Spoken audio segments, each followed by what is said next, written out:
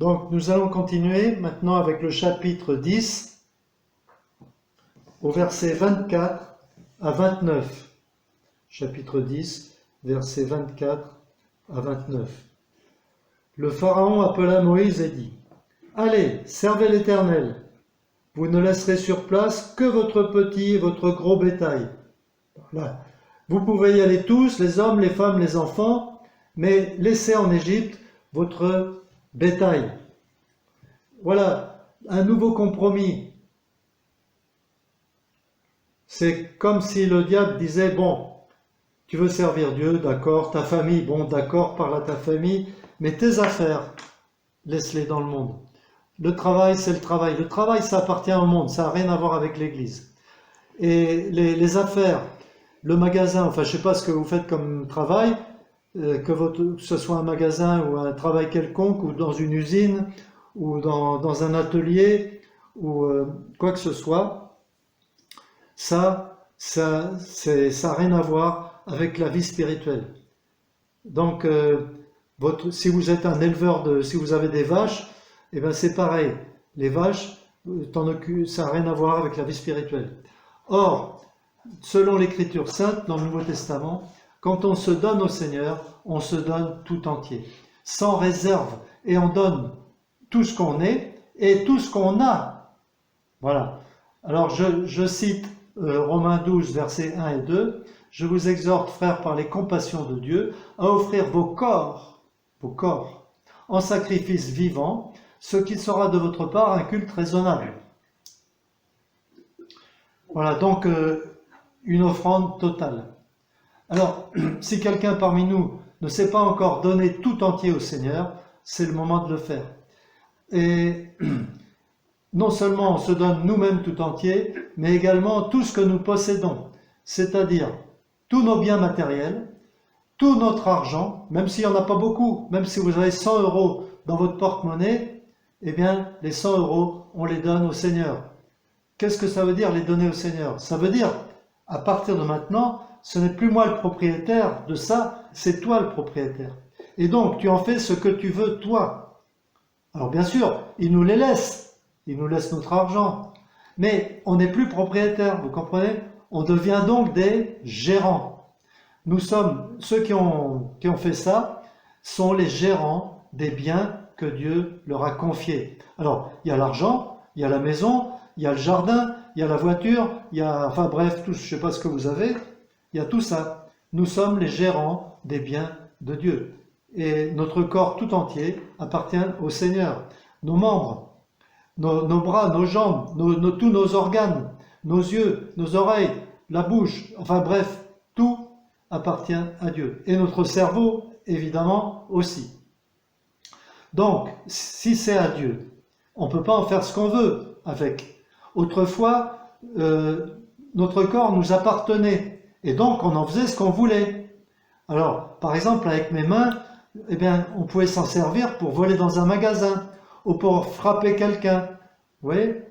Eh bien, maintenant, comme ça, ma main, elle appartient à Dieu, c'est plus possible, on ne peut plus faire ça. Mais nos mains servent pour accomplir la volonté de Dieu. C'est-à-dire pour caresser si vous êtes marié, pour caresser votre épouse, votre mari, vos enfants, etc. Mais ça sert aussi pour faire toutes sortes de travaux. Et nos pieds, ils servent plus à aller dans des endroits pas bien. Ils servent à, par exemple, aller visiter des gens malades, encourager un frère ou une sœur qui a pas le moral, ou pour apporter l'évangile à quelqu'un, ou pour partir dans un autre pays si vous êtes envoyé comme missionnaire. Voilà. Donc notre bouche, pareil, les yeux, enfin bref. Donc nous sommes les gérants des biens de Dieu. Alors voilà, vous laisserez sur place votre petit et votre gros bétail, et vos enfants pourront aller avec vous.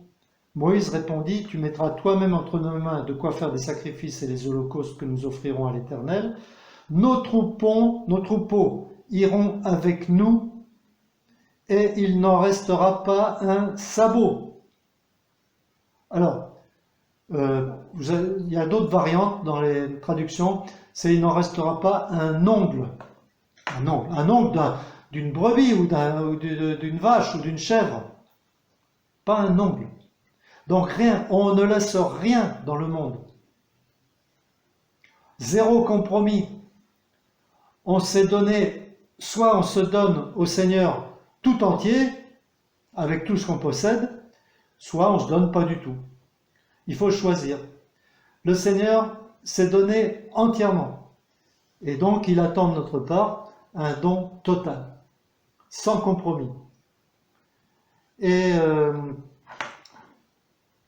voilà ce qu'il ajoute, car nous en prendrons pour servir l'Éternel notre Dieu, jusqu'à ce que nous ne soyons arrivés là-bas, nous ne savons pas ce que nous offrirons pour le culte de l'Éternel.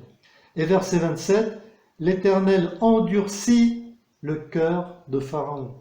Et le Pharaon ne voulut pas les laisser sortir. Alors, vous voyez, il a dit tout ça, et juste après, il change d'avis, il s'est endurci, et vous sortez pas du tout. Bon, ce bonhomme, c'est franchement incroyable, un gars comme ça. J'ai jamais rencontré des gens qui sont à ce point-là. J'ai rencontré des gens très durs, mais là, franchement, il bat tous les records, lui. Et alors, le Pharaon dit à Moïse, « Sors de chez moi, garde-toi de revoir ma face, car le jour où tu verras ma face, tu mourras. » « Tu l'as dit, répliqua Moïse, je ne verrai plus ta face. » C'est super.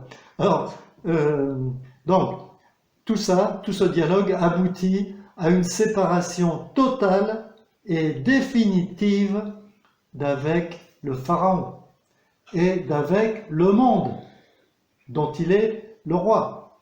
Eh bien, nous aussi, nous sommes sortis de ce monde et nous sommes séparés de ce monde. Comme dit l'apôtre Paul, j'ai été crucifié au monde, entre moi et le monde, il y a la croix de Christ. Donc je suis crucifié pour le monde et le monde est crucifié pour moi. Donc c'est fini, le monde c'est fini. Et le prince de ce monde, c'est fini. Avant, on lui était soumis, on était ses esclaves. Et maintenant c'est fini. On ne le reverra plus. C'est une rupture totale et définitive.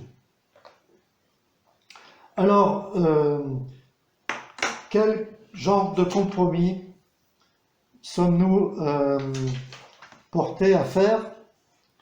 Et est-ce que nous sommes délivrés totalement de tout? Voilà.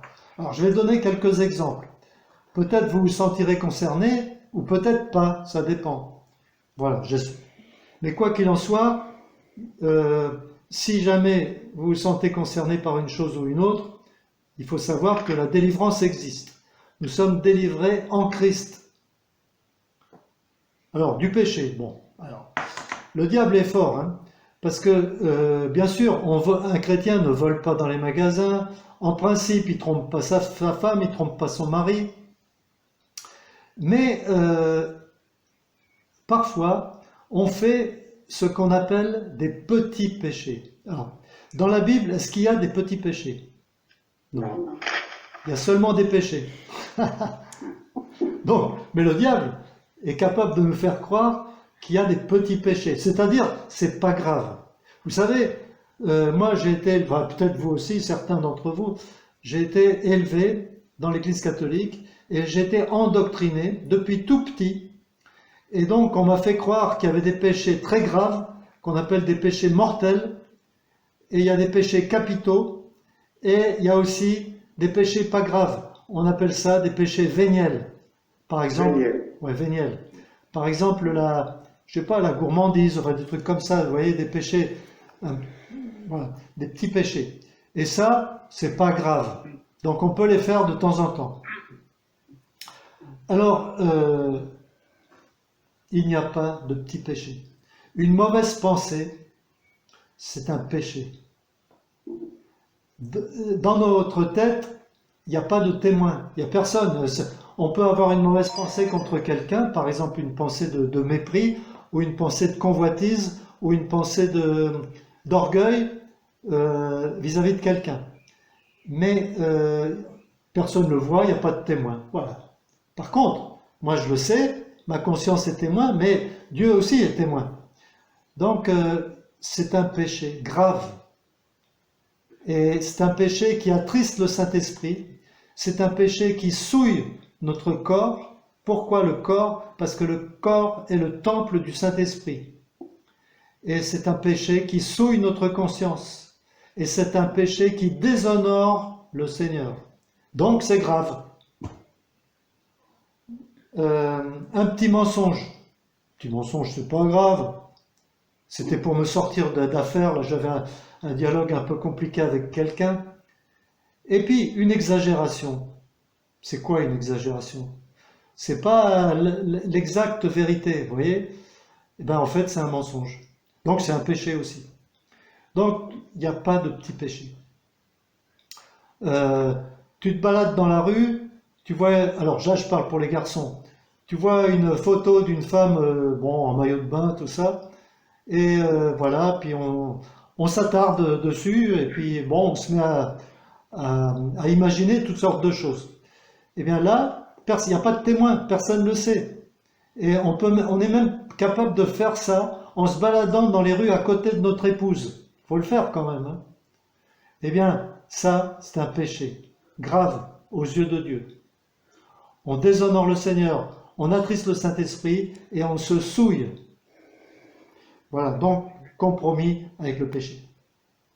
Compromis avec le monde, l'amour du monde. L'apôtre Jean a dit, l'amour du monde est une inimitié contre Dieu. On ne peut pas aimer le monde et Dieu, c'est ou l'un ou l'autre. N'aimez pas le monde, ni tout ce qui est dans le monde. La religion, alors dans le monde, il y a un truc qui s'appelle la religion. La Bible est le seul livre au monde à identifier la religion, et même à lui donner un nom. La religion s'appelle Babylone. On en parle dans la Genèse, à travers toute la Bible, de façon voilée, et on la retrouve dans l'Apocalypse. Et dans l'Apocalypse, elle n'est pas seulement appelée la religion, elle est appelée la mère des prostituées. La religion, c'est la prostitution. Donc, toutes les religions du monde ont été enfantées à Babel. Babel, c'est-à-dire Babylone. Et donc, toutes les religions, en fait, sont démoniaques, sont d'inspiration diabolique. Et ceux qui adorent des dieux de religion, en réalité, selon 1 Corinthiens 10, ils adorent non pas des idoles, parce qu'une idole n'est rien, ils adorent des démons. Donc c'est d'une gravité extrême. Et Paul va plus loin et dit même, ils sont en communion avec des démons. Voilà, donc, alors, est-ce que le judaïsme aussi? Oui, le judaïsme aussi, c'est diabolique. La preuve, quand les Juifs ont dit à Jésus, notre Père c'est Dieu, qu'est-ce qu'il a répondu le Seigneur? Votre Père c'est le diable. Voilà ce qu'il a répondu. Alors attention, la Torah vient de Dieu, mais le judaïsme ne vient pas de Dieu. Voilà, d'ailleurs, il ne faut pas confondre Israël apostat, c'est-à-dire Israël aujourd'hui, et on les retrouve dans l'Apocalypse, Israël apostat, c'est ceux qui vont reconnaître que l'Antichrist, c'est lui le Christ, le Messie. Ils vont construire un temple, etc. Et il y a Israël fidèle. Alors Israël fidèle n'existe pas encore, mais Dieu a promis à Abraham qu'il bénirait sa descendance, ses descendants, et qu'ils posséderont le pays. Alors cette promesse, elle est toujours valable, mais elle n'est pas accomplie encore. Elle ne sera accomplie qu'au retour de Christ sur la terre, quand il y aura une repentance nationale qui est décrite dans le prophète Zacharie, et une conversion nationale. Et Jésus dit, ils tourneront les regards vers moi, celui qu'ils ont percé.